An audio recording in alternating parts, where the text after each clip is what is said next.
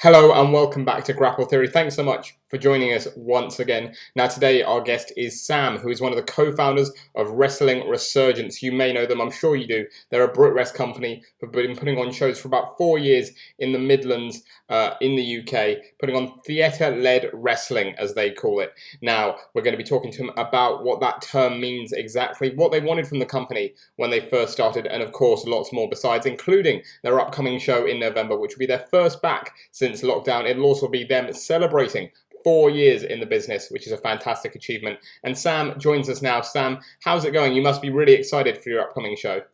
I'm generally pretty excited, I guess. It's been a long time coming. We've had a few kind of false starts.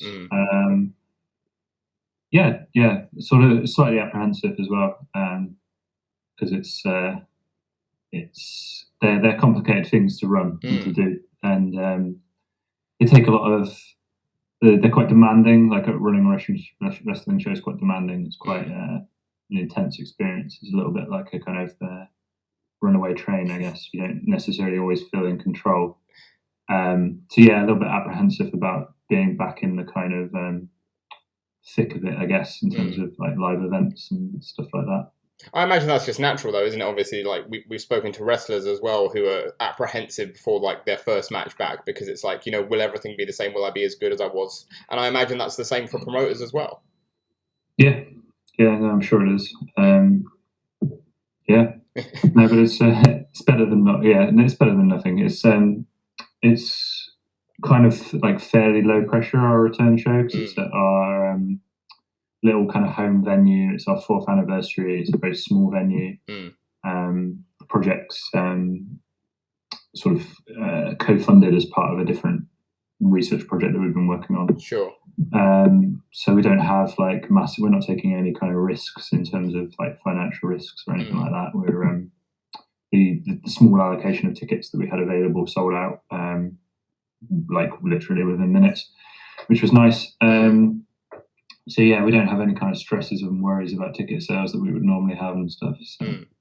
And that must be nice as well, as again, almost similar to wrestlers, say if they've been on the shelf for a while and then they come back and they wonder if the crowd is going to have that reaction to them. It must be nice as promoters to have been away during COVID pandemic, all that, and come back and still see the love that you got when you first announced the show and then the show selling out, like you say. Yeah, it was nice. It was nice.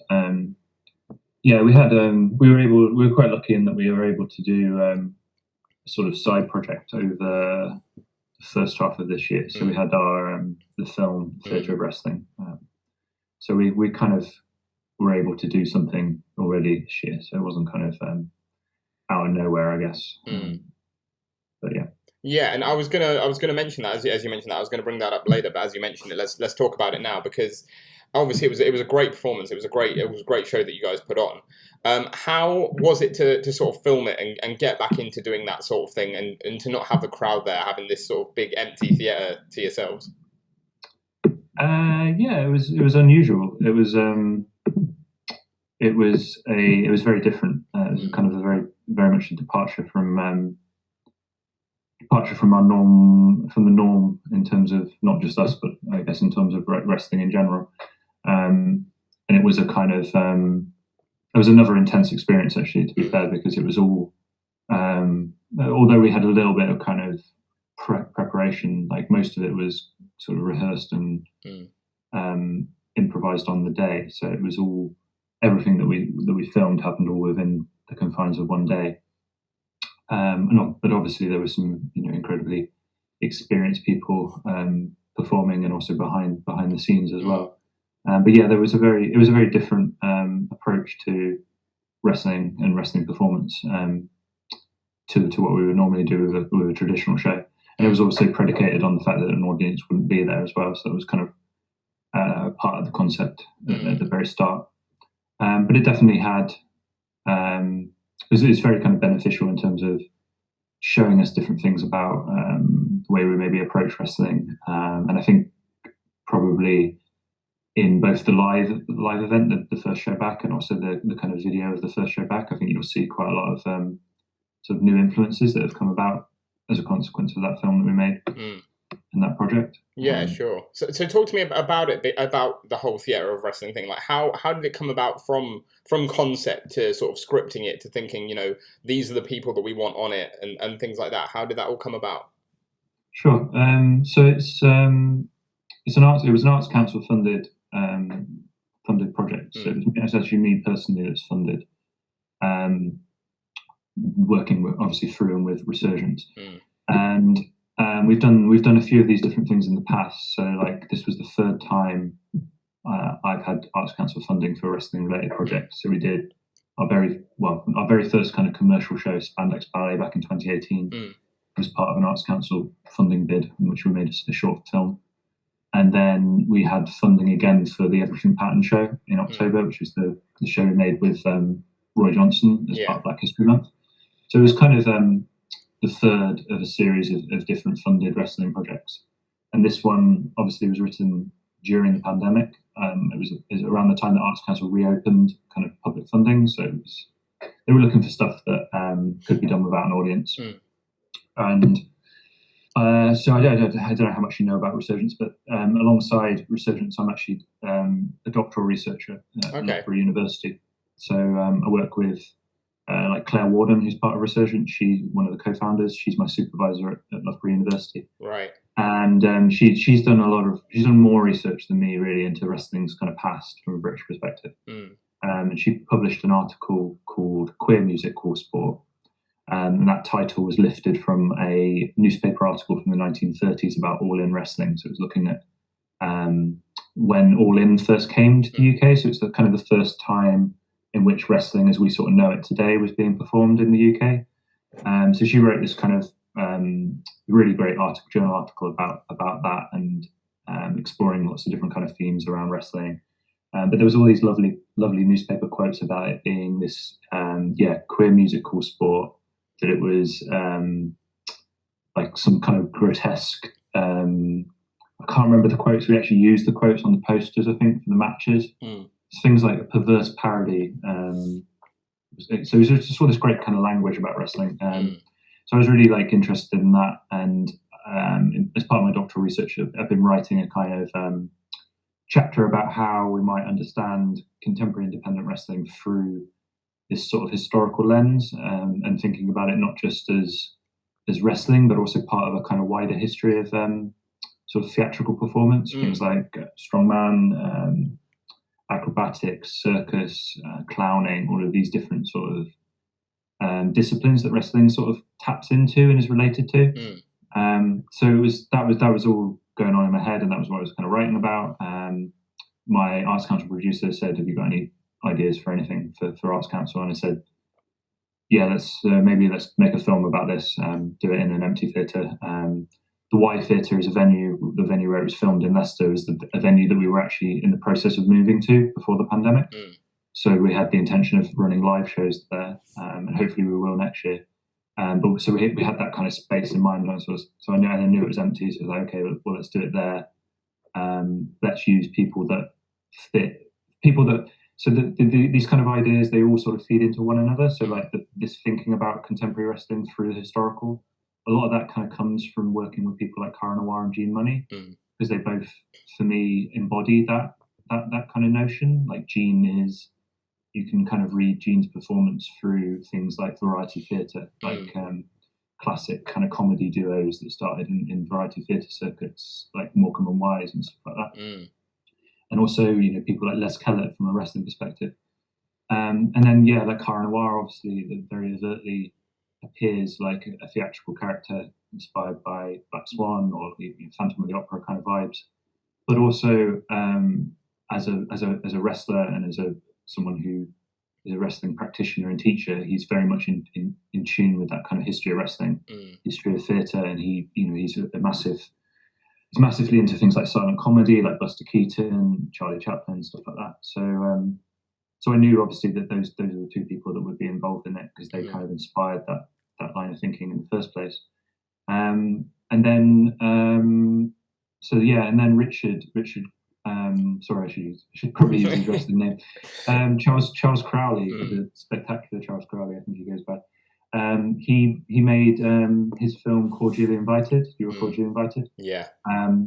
And I was aware of that as well, and was talking to him about that and the process behind making that film. And then it just became fairly obvious that we should ask him to come on board and make the film with us. So yeah, the team became myself and Tom, I guess, kind of writing it, myself and Cara Noir writing it, and Richard sort of directing and producing it, and with his film company Crucible Films. Yeah, and then also performing in it as well. So whilst Tom didn't actually perform in it, he kind of was involved in the choreography and sort of scripting of it. Not that there was a huge amount of choreography; it's mostly improvised. To be honest. I was going to say that must be a good thing, though. That although it's somewhat scripted, you can trust these guys. All the wrestlers, whether it was Charles or Clementine or Giselle or Jean, you can trust them to be like, this is what we want, and let them go out and do it in the way that they're going to be able to perform. Yeah, absolutely. Yeah, like we treated it, because I always think, well, that's one of the great kind of gifts of the professional wrestler, like that they are so great at improvising performances and stories at the drop of the hat. You can give them 20 minutes, 10 minutes. Some can even just call matches in the ring stuff. So we didn't want to lose that spontaneity. So rather than I think choreograph is probably the wrong word. Essentially what me and Tom did was create scenarios for them, which is exactly what we would do when booking a wrestling show. We give kind of a framework or an outline, or maybe one idea, and then they go away and do the rest. So it was kind of like that. Some of them were more than others, like the Lion and Strongman. So Charles and Clementine, they had a bit more rehearsal time, but still mostly 2 takes. We did 2 takes of every performance, one with close-up cameras and one with locked off cameras.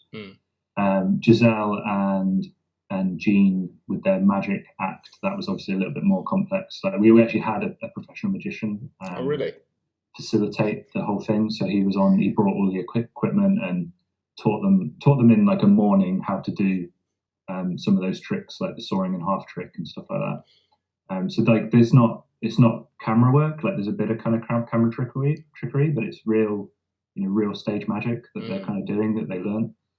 And then the final one, which actually I think is the first one in the film, with Jean and Charles, that's entirely improvised. Really? We pretty much ran out of time at that point. It was they had maybe a 5-10 minute chat. We locked down the premise that Charles would both be the promoter and the wrestler, and they just went from there. And I think the first one was, they got through nearly, I think they got right into the end. I think there was maybe a minute or two left, a minute left on the performance, and then they made one mistake. And then the second time they did it, it was just all what you see in one take. So yeah, it's just it's testament to their kind of versatility, I think, as performers. Yeah, absolutely, and that's the thing, isn't it? Because I mean, you guys at Resurgence have always sort of prided yourself on being theatre-led pro wrestling. And when you started, I guess, in my mind at least, I don't know if you feel the same, but when you guys first started, it was very much sort of in the midst of this sort of British strong style era that we were going through, where it was more about, I think, the technical wrestling and people wanting to see that side of it. But now you see over the last sort of few years that sort of theatre-led style has become more and more prominent in wrestling, and that's what people want to see. I mean, was there that? I'm not concerned, but were you sort of aware of that when you set up Resurgence, that sort of theatre-led wrestling wasn't, at the height it is now? Yeah, I'm not sure that that we necessarily set out with that intention. We always kind of we've always sort of known our place, I guess, in wrestling. We've always had, we've never really been. We're not in it to become a big company that does 1,000 people at a show. That's never been the plan or the intention. We were always very comfortable with being a small. We wanted to just be a good small wrestling company. Perfectly happy. Our biggest venue is 200 Nottingham Contemporary. like very, very comfortable and happy with that arrangement, and it allowed us to do everything we wanted to do. But we knew, because of the weird way in which Resurgence came about, like it was kind of funded through different kind of humanities research funds, sort of art-related funds. All of us came from arts backgrounds. We kind of were naturally drawn to characters rather than a particular style. So like there were people like I mentioned that sort of were out there. Like Kara was out there, but he wasn't out there like in a huge way. Like he was kind of breaking through, but he wasn't like he wasn't working for Progress or even Attack at the time. He was very much running, working kind of smaller indie shows and stuff like that. Yeah. But also, like, we're not. So I think one of the important things about Resurgence is that it's not. We don't try and make wrestling into art or theatre. Like, wrestling is art and theatre already. Like, regardless of how it's presented. Like, a strong style match for me is as much an art form, like a piece of artistic practice as a ridiculous kind of comedy thematic match or something like that. They're both within the same canon, I guess. They're just sort of different styles. And we didn't want to change wrestling. We were very much about just bringing our knowledge and expertise of wider kind of arts and entertainment forms and applying that to wrestling. So really, like, Resurgence shows aren't, I wouldn't say, are really any different to any other show that you'll see. In terms of like the structure, in terms of the styles, like, firm believer in wrestling as a variety show, because of, again, that history to variety theatre and stuff like that. So we've always had technical contests. We've always had matches that are perhaps more within a kind of strong style mold, if you want to use that term, alongside the theatrical stuff. So like, probably our most successful or well-known feud is not really feud, rivalry, was Kanji and Charli Evans, which was just pure wrestling, really. Like, it was a pure wrestling story, and they were always given from their very first match. It was this is the more technical match on the card, and we've always just kind of run with what's felt like it's worked. But it's never been either or. So you've always got, if you can contrast that to probably the other storyline that we were known for, which was the Cara Noir and Spike Trivet kind of feud, that very much was on that theatrical storytelling spectrum. But I don't see them as different or opposites, I guess. No, sure, and we'll get back to sort of that in a sec. But the two matches you mentioned are the two sort of main ones I wanted to ask you about as well. Firstly, the Charli Evans Kanji one. I mean, like you say, that's probably the sort of the feud you're best known for, and that rivalry was just incredible. People talk about it now, like even years later. So it's got to be really nice that you can put on a show and a contest and a feud generally that has sort of penetrated beyond Resurgence and that a lot of people are aware of, and that a lot of people sort of go to as like, this was a great contest.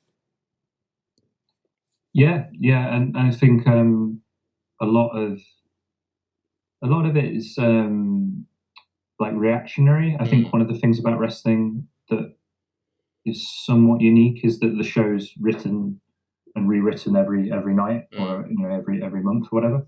So you kind of just roll with things that work. We were invested in Kanji as a person because of her Nottingham connection. Like we were running in Nottingham. She debuted in Nottingham. So there was there was that there, and then Charli. I don't know when, like, because obviously Charli eventually became the champion. But Charli was someone who kind of came in with just an incredible like skill set and knowledge, but also not necessarily knowing, I don't think at the time, I think she'll admit this, knowing who she was as a character and a persona. And she just evolved with us. Like, there's a lot of people, I think, that have done that kind of grew and evolved as we grew and evolved. And just that second match got a great reaction, so we ended up doing it again.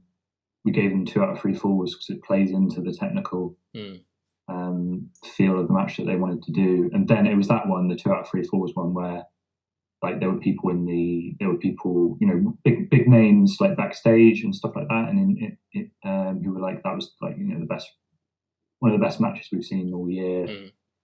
It got kind of wider acclaim. And then people were already saying like, oh, what they're going to do next. Like, it's not hard. It's a very simple wrestling story. It's the best of three. So that's how that's how Iron Woman came about. And they moved from, I think, second match on the card. I think the 2 out of 3 falls was the second to last match on that card, and then obviously the main event.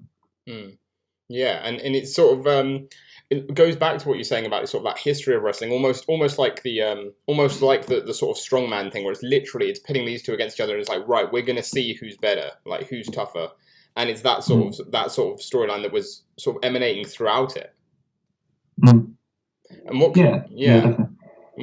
can you say about sort of, I mean, just hyping those two up, I guess, about those two and what it is about them that made that contest, that feud so great? I think they've just got a personal connection. Like, their wrestling is something that, you know, as I say this as a non-wrestler, but as someone who's spoken to quite a few wrestlers, like there's this sort of connection and bond created by going out and wrestling with someone. And they never met before that first match that they had with us. That was the first time they met, was on that day, and they had a kind of just a natural connection. Like they have a kind of shared vision of what wrestling is for them, and they draw influence from different places. I think they probably both inspire each other. I think Charli's interest in Japanese wrestling is probably rubbed off a lot on Kanji, and they both, when you talk to them about it, they'll talk about the kind of just joy of going out and wrestling each other. Those bits that are the kind of, going back to what we were saying about improvisation, those bits where they are just wrestling. And I think you get a kind of feel and an understanding for someone through just wrestling with them. And I think you see that played out in much bigger places. You know, like people have those sort of connections, don't they? And that's where great feuds and storylines come from, because people have that sort of connection in the ring. And I think both of them have that. And then I think Kanji's very kind of charismatic. She's got a great understanding of timing. The way she kind of holds herself and composes herself is always very, very kind of, you know, experienced beyond her kind of years, I think, in the ring. And then Charli is just a craftsman, like in terms of, you know, knowledge of how to put together a match construction, and now especially knows who she is as a persona, as a character, knows what she brings to the table. She has that kind of mind, I think, that's very, very useful. Yeah, for sure. And as well, away from that match, Charli's someone I wanted to ask you about, because like you mentioned, she became champion, and then the pandemic hit, and now Charli's obviously gone back home to Australia, and she's there for, you know, who knows how long, and hopefully she'll be back soon. But is that still the case? Is she, you know, in Resurgence's mind, is she still the champion? Is that still the case, or are you sort of planning anything with the title dependent on when she can get back to the UK? No, she's still the champion. Okay. She'll be the champion until someone beats her.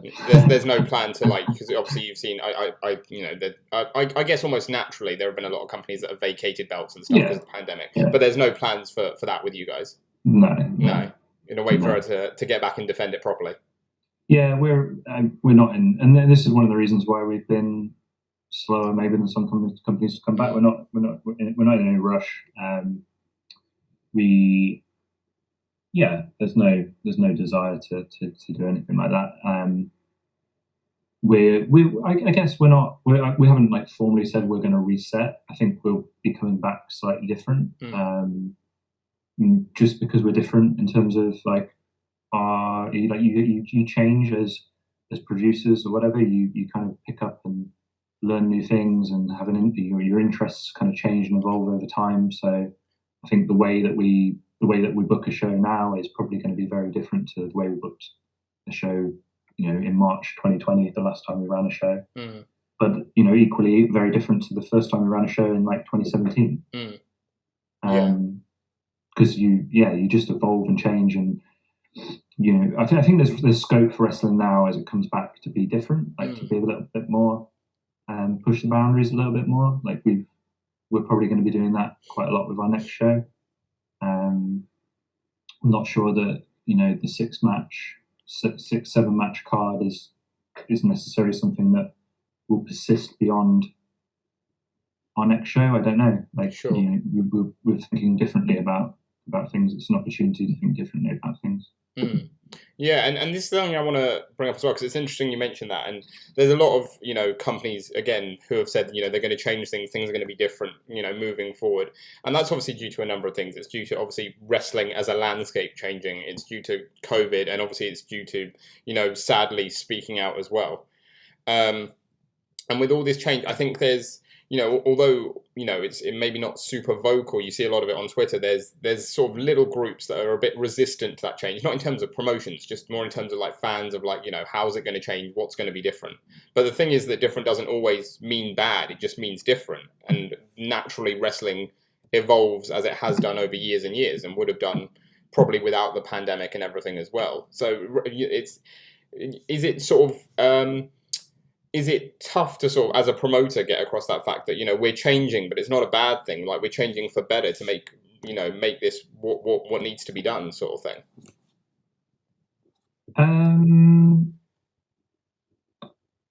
Yeah, like I think it's we had to have a long think about whether we wanted to be involved in wrestling anymore.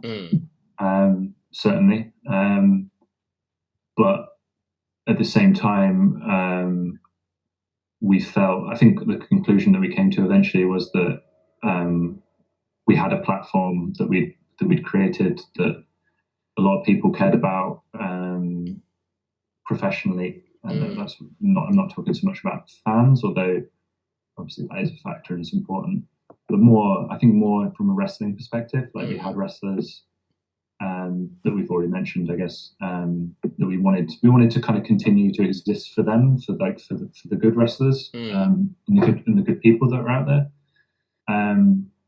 so that they had somewhere to kind of ply their trade, ply their craft. And also, like, we felt that we had stuff to bring to the table that perhaps other organizations, other people didn't have, that we maybe felt that there were things that we might be able to do for the better of the wider industry, that maybe only us can do. Like, so Claire has she went and got the funding from the British Council to look at health and wellbeing, and that's an ongoing project and tied to this return. Like we're returning with this show as part of that. During the day, there'll be a closed event for professionals, where the results of the research that's been undertaken over the last year and a half into health and wellbeing will be kind of shared. So there's like a kind of networking event and stuff like that. Sure.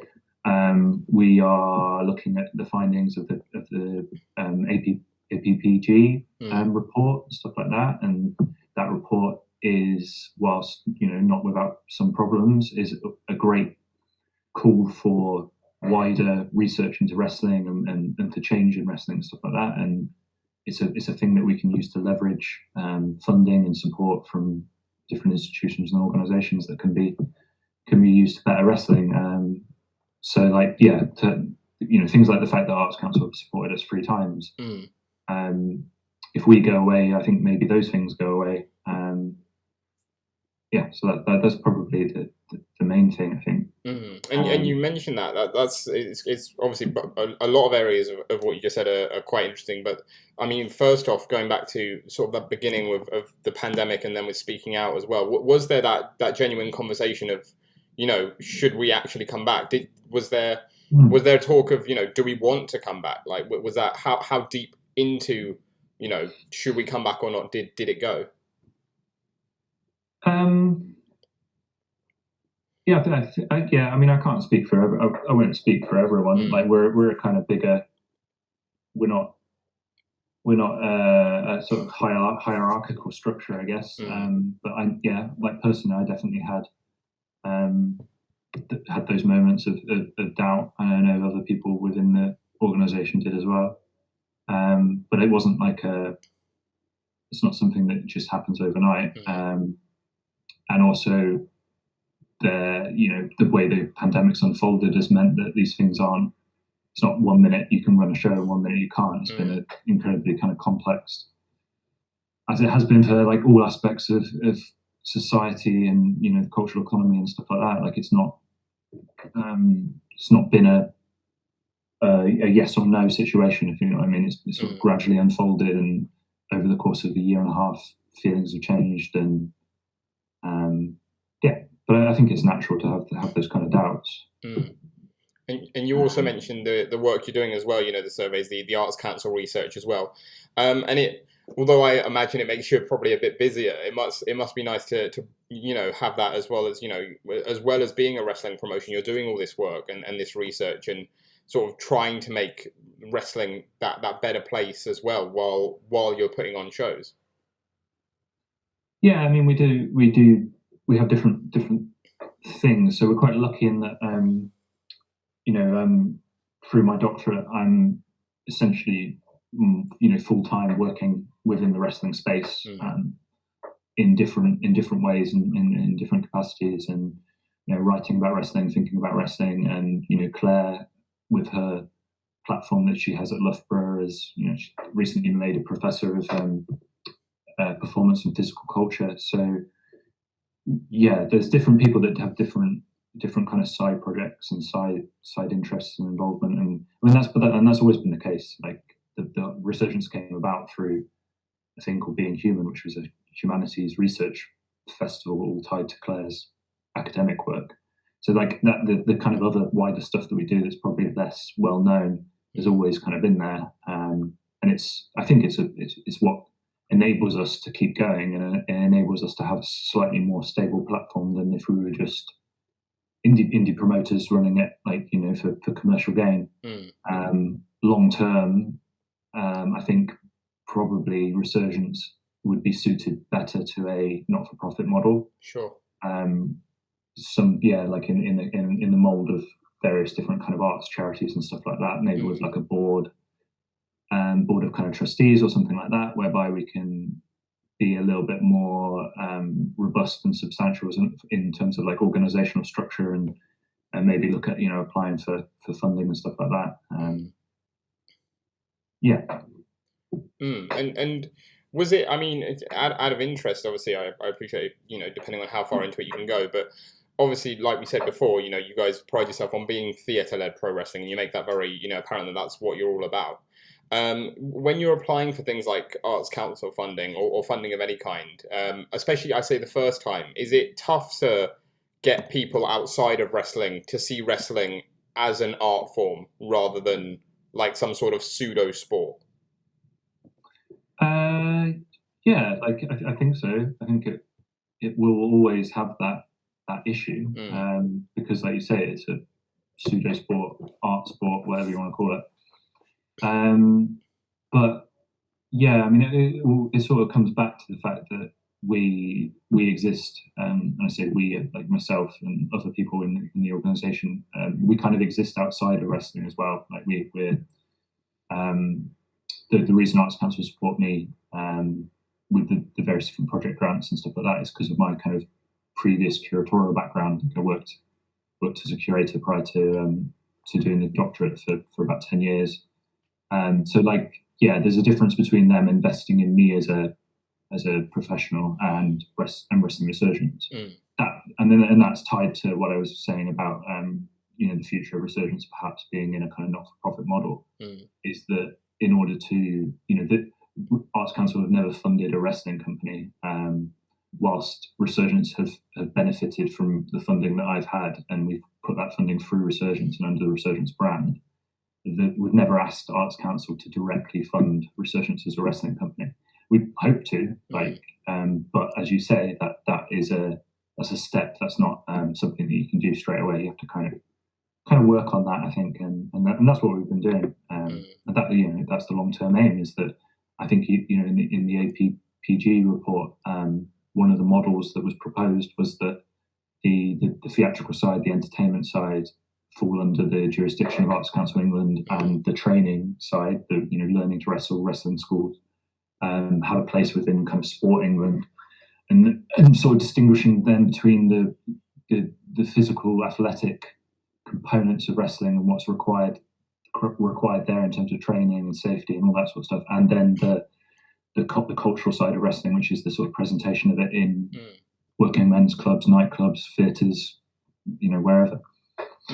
Yeah, I was going to say, does it surprise you, I guess, the amount of, maybe not just for funding, but the amount of convincing people seem to need to understand that, like, this scripted theatrical production, ultimately, which is what wrestling is theatre and not necessarily sport? Because in my mind, I think of it, and I'm like, anything else that has a script, and whether it's got a physical element or not, would be seen as entertainment, as theatre, or as TV, whatever platform it's on. And wrestling seems to need to convince people that bit more, and I'm not sure why. Yeah, I'm not sure. It doesn't. It's neither or, and it's not really both. It's sort of. It will always be that, because that's just kind of intrinsic to what it is, right? It's a suspect sport. It's not, and it's not. It struggles with being art as well, like as much as it struggles with being sport. It just. It's just not really. It's both and not both at the same time. And it's kind of its own kind of thing. But I think that's why the work that we're doing in, like, going back to the film that we spoke about at the start, the theatre wrestling film. It's part of a wider history of physical culture, and that history of physical culture is also not quite sport, not quite theatre as well. So it's not like it's alone, and I think you can read strongman, you can probably read maybe bodybuilding through that similar sort of lens. Like then they're sport, but they're not pure sport necessarily, or they're sport that has more of a kind of aesthetic emphasis than a competitive one. Sure. Yeah, it's always going to make it hard. I don't. Yeah, I think when some people, one of the things I don't like is when people go, oh, you wouldn't call a movie fake, but you have been calling wrestling fake. Yeah. I don't think. I think that sort of misses the point a little bit, because wrestling isn't movies. Yeah. It's not watching Marvel. Like, they wrestlers hit each other. There is real physicality. Yeah. It's one of the reasons I love Richard's film, that You Are Cordially Invited, because the combat and the action in that film, which is all wrestling, is far better than watching CGI in a Marvel film. Personally, there's an art to combat performance that wrestling really does very, very well, that you don't get it. That's not theatre. That's not. You're not going to see that in film and movies. That's something unique to wrestling. Yeah, absolutely, and I totally agree. It's sort of like, the way I explain it to people is mainly because the people that I know that don't like wrestling know of mainly WWE, so they all know Undertaker throwing Mankind off the cell, and I'm like, well, it might be scripted, it might be in there that's doing it, but that doesn't mean it's fake, because like it actually happened. It's not like it didn't happen. Like there's a difference between something being fake and something being scripted, and that seems to be the thing that people are tough to sell on, I guess.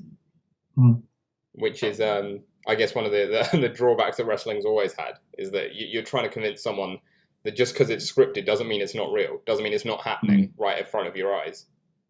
Yeah, I mean that's for me. That's part of what makes it so fascinating. It's one of the things in the sort of world of wrestling scholarship that people spend a lot of time, probably too much time, thinking about and trying to decipher is exactly that. Because one of the things I like, what keeps me interested in wrestling, is that on the surface it's very, very simple, and it is very simple, and sometimes the storytelling in wrestling is really, really super simple, but underneath that there is kind of great complexity, like kind of endless complexity that you can break down and dig into, and I like stuff like that. I like stuff that appears and is simple, but also complex as well at the same time. Absolutely, for sure.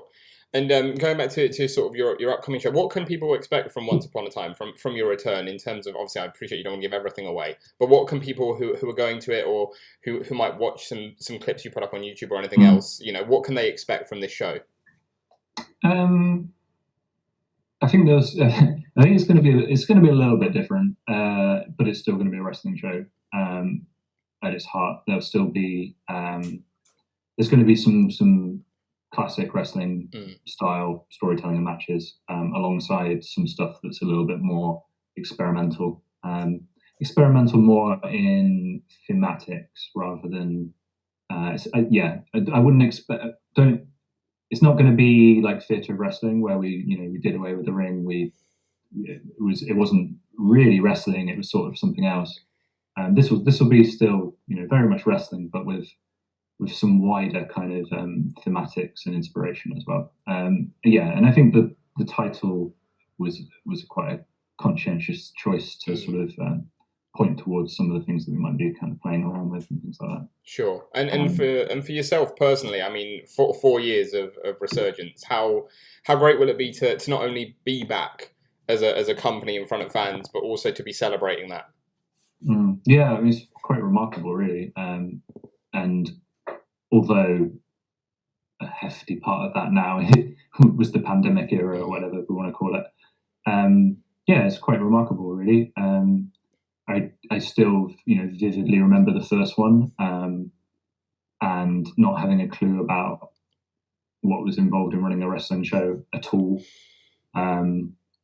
Essentially doing it on a kind of hope and a prayer, to say, I think back to that one, and then I think back to our last one, which was probably my favorite one, or my proudest one, which was the night that Charli won the title. Because it was the culmination of a lot of stuff, and felt like we were really hitting a kind of stride in terms of like our production quality, and knowing who we were, the type of storytelling that we were doing, the traction that we were getting with audiences and fans and wrestlers as well. So yeah, it's been a fun ride. I think it's going to take a while to get back to something like that. But we're also, I think we're all excited to just kind of see everyone again, because that's part of the joy of it. We always said, me, John, and Pete, who kind of took the initial financial risk, we always said we'll carry on doing it as long as it's fun. If it stops being fun, we'll stop doing it. So hopefully it's going to be fun. Otherwise, it might just be a very short return. I'm sure it will. No, I'm sure it'll be great, and obviously we're looking forward to it. And obviously, best of luck to you guys putting it on, because I'm sure it'll be fantastic. But I really appreciate your time to come and speak to us about Resurgence, and about theatre, and about wrestling, and about you guys and what you're about. I'll just sort of leave it with I know you're not a wrestler, but a little promo time for yourself. For anyone who maybe hasn't checked out Resurgence yet, what would you say to them to get them to check you guys out and what you do?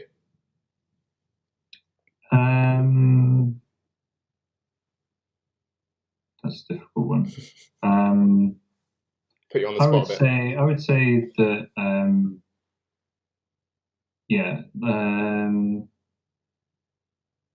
that we're very, I always think about what we do as being we're very, very serious about not being serious about wrestling. We don't take it we take it very seriously, and we don't take it too seriously. Fab. And then that it's a sort of it's a celebration of the good, the fun things about wrestling, I think. Yeah.